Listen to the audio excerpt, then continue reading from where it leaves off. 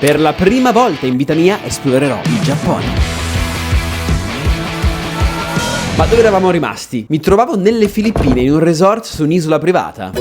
Che bella giornata, ora di colazione, mamma mia. Come vi ho raccontato nello scorso episodio, ho dovuto abbandonarlo. Post colazione, un po' di relax e pranzo, sono salito sulla barca che mi ha riportato a El Nido. Ecco la canzone di addio. Al mio prossimo hotel, in un'altra zona dell'isola. Arrivato alla mia prossima meta, Panorama Beach Club Resort. Continuano a darmi collane ogni volta che arrivo in un posto nuovo. Questa stanza è molto bella. Laggiù c'è la piscina, dove in realtà mi sono preso i giorni per rilassarmi, esplorare un pochino la zona. mi chiedo cosa sia successo. Sto facendo 2 passi sulla spiaggia. Strano. E lavorare un po'. La stanza di questo resort era pazzesca però. Laggiù c'è la piscina e poi appunto il resto della stanza, che è particolare, devo dire. Qua c'è minibar, tutto compreso, fico, ma non ci sono snack. Caffettino per il mattino, wifi. Questo è il bagno con lavandino, water e doccia. Spettacolo la doccia. Qua è aperto e qua non c'è neanche una porta, ma di là c'è l'aria condizionata. Questa cosa non si chiude. Infatti è molto fastidiosa. Cene, colazioni con vista. Insomma, un gran bel posto. Un paio di giorni e poi mi sono diretto di nuovo in aeroporto con direzione Giappone. Mi sto imbarcando, credo servano le mascherine anche su questo volo, perché in Giappone le usano ancora sui mezzi. Non mi ricordavo quanto fosse scomodo stare con le mascherine. Arrivati, si sente già il freddo, mi manca il caldo delle Filippine. Non ho pranzato, sto morendo di fame e c'è solo il 7-Eleven aperto, quindi vediamo se trovo un po' di cibo qua. Beh, direi di sì. Rice gratin, fa molto ridere. Poi questo è una specie, è un dorayaki. C'è un tizio che dorme, quindi devo parlare piano. Però mi sono preso del sushi, di questi al salmone e sale, e poi questa roba di dolce che magari è questo, che non ho idea di cosa sia. Buona, tipo limonata frizzante.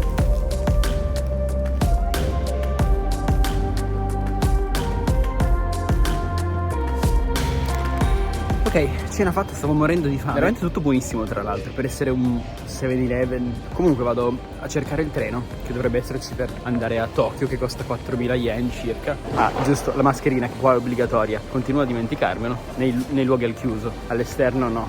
Potremmo provarlo. Ok, ho preso il biglietto andata e ritorno per l'aeroporto, 4.090 yen. C'è lo sconto per turisti. Ora devo capire dove cavolo devo andare. Ci sono le protezioni per il treno. È il mio, quello delle 20:47. In teoria dovrebbero essere mega puntuali qua. Vediamo. E questi 4.000 yen sarebbero 28,75 €. La puntualità in anticipo.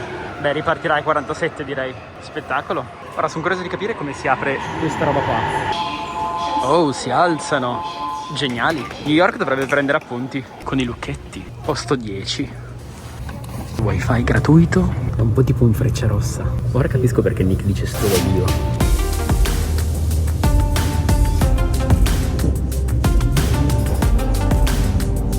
Ed eccomi a Tokyo. Sempre le scale. Eccomi. Questo dovrebbe essere il mio hotel.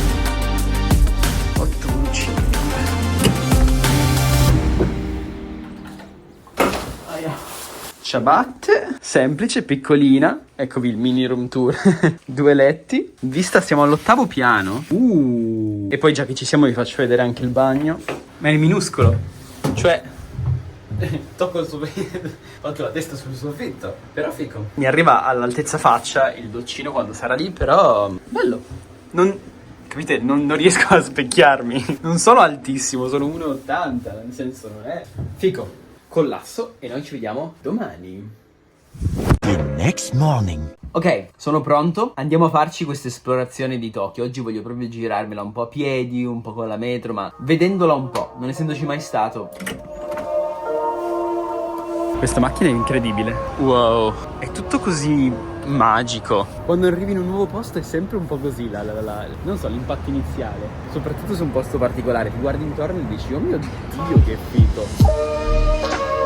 Ok, di base sto andando alla Tokyo Tower, quella rossa, famosa. Non è troppo lontana da qua, una ventina di minuti a piedi, così ne approfitto per camminare un po' per la città. Sapete che, ve lo dico ogni volta, amo alla follia girare le città a piedi perché è così che cominci a conoscere un posto. E ogni 3 secondi mi fermo perché c'è qualcosa di, non so, che colpisce l'occhio. Cioè non è bello, però guardate quello.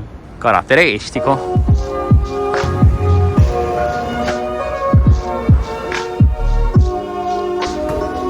Sembra di essere in Detective Conan, che era la mia roba preferita. Quante robe banali sto dicendo. Anche perché molti di voi saranno abituati a vedere Tokyo nei video. Questa è semplicemente la mia esperienza, perché non ci sono mai stato. E quindi quando vai per la prima volta in un posto spesso è così. Tutto ti stupisce, ti senti un bambino. Ma sti distributori che spettacolo sono.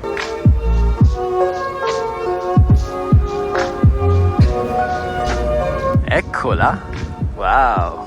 Che spettacolo! È uno dei miei film preferiti di Detective Conan ambientato su questa torre. Vederla dal vivo mi fa uno strano effetto.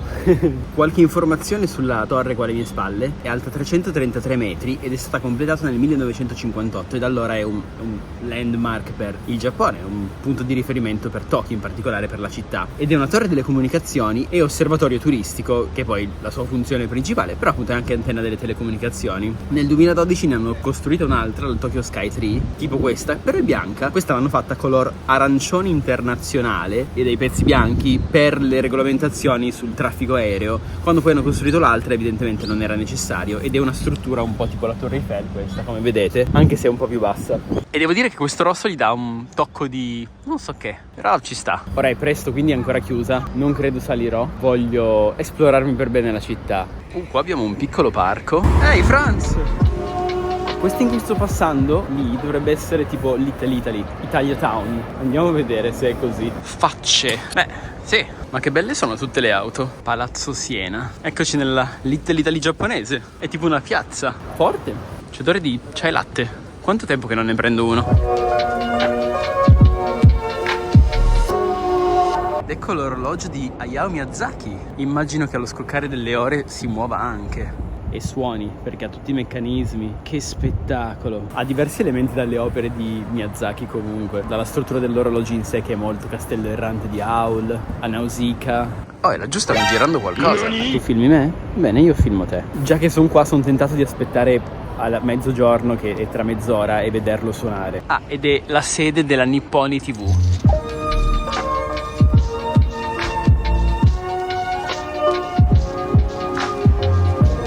Siamo quasi.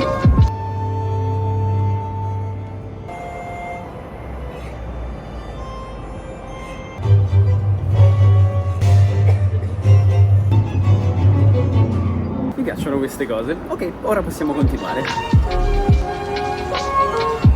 Wow, questi attraversamenti mi fanno impazzire. Comunque Ginza è una delle parti più commerciali. Infatti ci sono un sacco di negozi di tutti i tipi, un sacco di vestiti, ma anche tanti negozi di tecnologia. Non è così particolare, cioè le parti che ho attraversato prima stamattina erano un pochino più particolari, devo dire. Questa è più classica, città, ma comunque affascinante. E poi vabbè ci sono un sacco di sushi bar e posti di questo tipo dove fermarsi, Starbucks, insomma, caffè. Ma c'è anche la Gold Gym. E improvvisamente siamo in California. Tra l'altro come temperatura si sta oggi da Dio.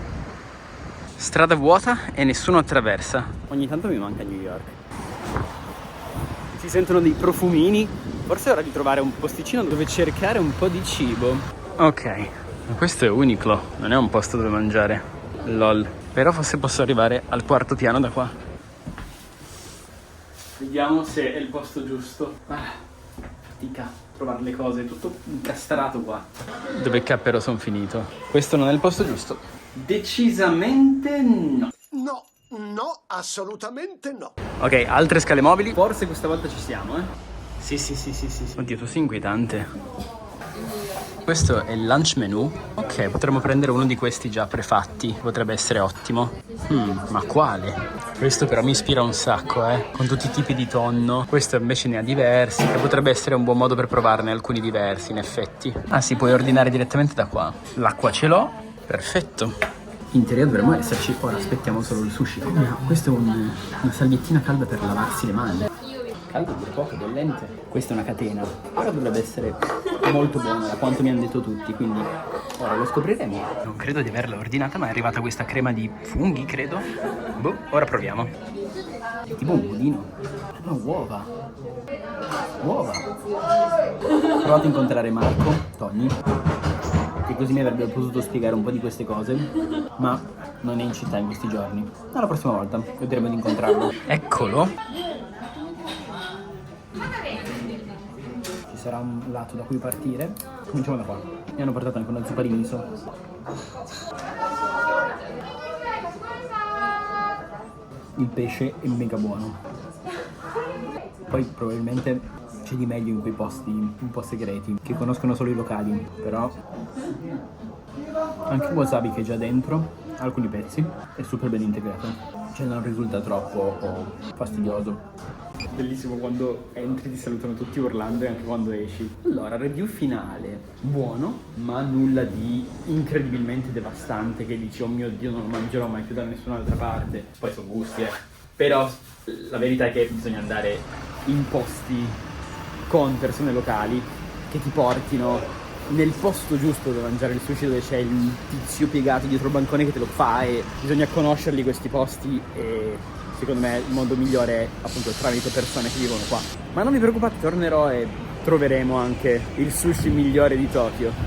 Che belli sti locali, ma che spettacolo. Quella è la galleria della stazione. Onestissimo comunque, alla fine è un po' la Milano centrale di Tokyo.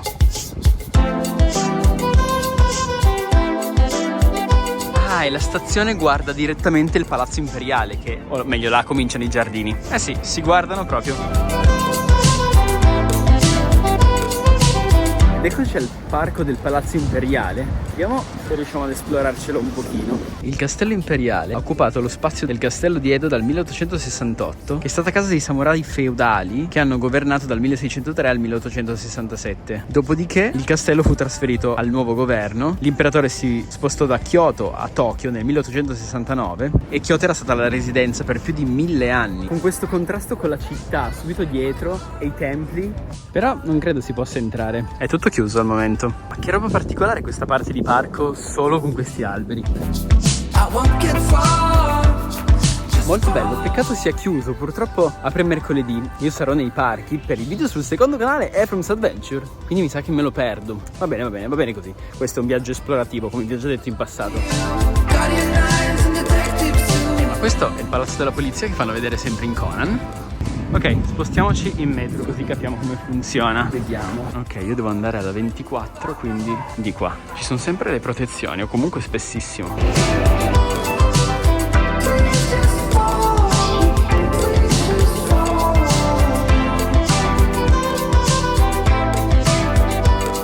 Eccoci al Gundam gigante, ma è bellissimo ed è in scala reale, l'RX-0 Unicorn, ecco perché il corno. Se guardate l'anime è in scala reale. Io amo questo paese, cioè come puoi non amarlo. E questa dovrebbe essere qua dal 2012, mentre quella che c'era prima l'hanno spostata in un'altra zona e poi hanno costruito lui.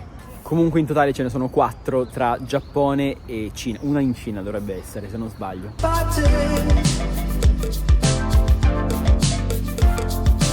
E niente, è veramente pazzesco. Però che altro posto al mondo può avere una roba del genere ed essere considerata normale? Tokyo, solo Tokyo. Nemmeno New York secondo me potrebbe permettersela. A proposito di New York, qua dietro c'è una statua della libertà. Questa dovrebbe rappresentare la fiamma della statua della libertà.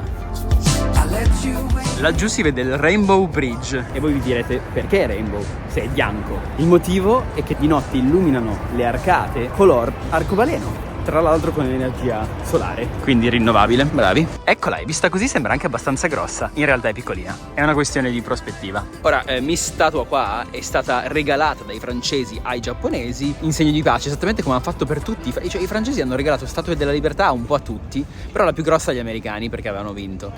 Questa è la mia lettura della cosa. Comunque mi piace sempre incontrare un po' di New York in giro per il mondo. Mi fa sentire a casa. Questo scorcio è proprio bello, cioè ben pensato, bravi, ben tematizzato.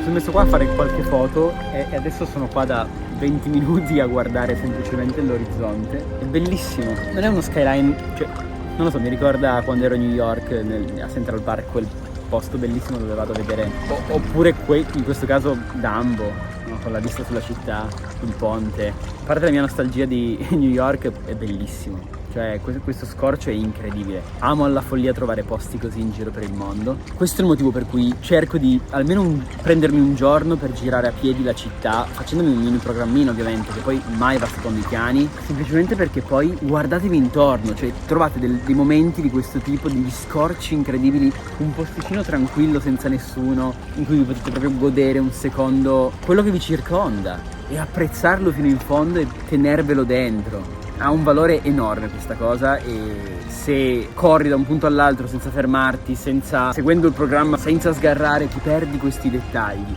Io ero lassù, mi sono detto aspetta, ma sotto c'è forse una parte di molo, andiamo a vedere, e sono venuto qua giù e ho trovato questo posticino che è bellissimo. Mai mi sarei aspettato di trovarlo, con la vista sul ponte e sulla Tokyo Tower, tutte e due le tower tra l'altro, bellissime. Queste cose è impossibile trovarle se le pianificate. L'unico modo per trovare luoghi del genere o finire in posti così, finirci a caso durante la vostra esplorazione. Per questo assolutamente esploratevi le città camminando, passeggiando e godendovele lentamente. Come insegna il mio amico Mattia Miraglio, viaggiare lentamente ogni tanto è fondamentale, e io comunque sono sempre molto felice di avere voi con me in questi viaggi, in queste avventure. Mi tenete un sacco di compagnia. Tutto questo mio percorso del viaggiare da solo è super affascinante ed è sicuramente molto interessante. Credo di essere arrivato a un punto dove mi dico ok, sei pronto per imparare a viaggiare anche con altre persone. Intendo anche un bel gruppo di amici da inserire nei video stessi e con cui creare contenuti ancora diversi rispetto a quelli che ho fatto finora. Sta arrivando un nuovo capitolo, amici.